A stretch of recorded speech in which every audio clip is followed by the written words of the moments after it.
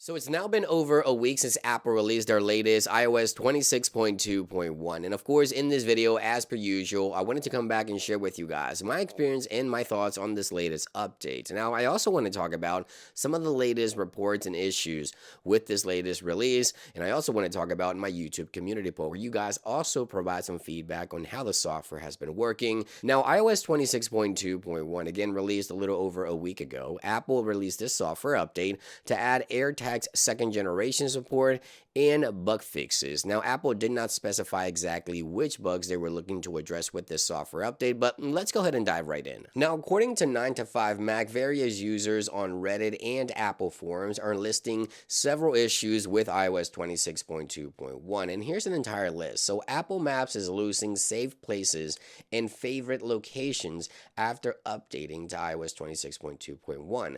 We've also heard Face ID authentication gaps in third-party applications. So if you try to log in with Face ID on a third-party application, that may not work. We also hear that Control Center and HomeKit toggles are not responding as expected. Now, there's also irregular storage reporting and sudden spikes or drops on storage reporting. And last but not least, we hear that several cases of apps are crashing and iPhones are randomly rebooting. So you may remember initially, before iOS 26.2.1 was released, many users were reporting Face ID issues, and it appears that that continues to be the case for some users even after updating to iOS 26.2.1. Now, one thing I always recommend for those of you that are new to the channel, head on over to Face ID and passcodes on your iPhone setting, and then make sure you set up an alternate appearance. Make sure you do that on your device. This will gather more data points for Face ID, and hopefully this could address some of the issues for users that continue to report Face ID authentication gaps within third-party applications. Now, there's also reports of Control Center lag and issues in some of the toggles within HomeKit and Control Center not responding as intended. Now, I haven't experienced this issue myself, but if you're having this issue, sometimes a hard reboot may address the issue for you. So in order to hard reboot your device, press the volume up once, press the volume down once, and then go ahead and press and hold the side button until you see the Apple logo. Again, press the volume up, press the volume down, and release, and continue to press the side button until you see the Apple logo on your device, as so. Once you see the Apple logo, hopefully this will address some of the issues with the toggles not responding, and of course some of the lagging issues within iOS 26.2.1. Now, if you're among the users also experiencing irregular storage reporting, sudden spikes or drops on the storage of your iPhone's reporting, this hard reboot may also address this issue. After updating, of course, you want to make sure you do a hard restart as it just showed you,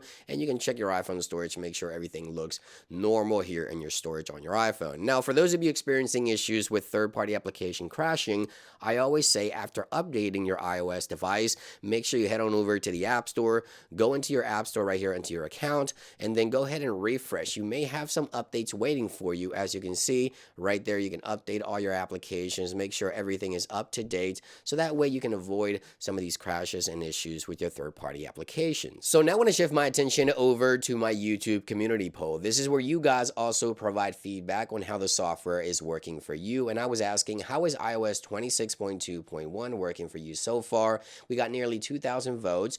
50% of you guys are saying you're having a great experience. 34% of you guys are saying it's okay, but I still have some issues.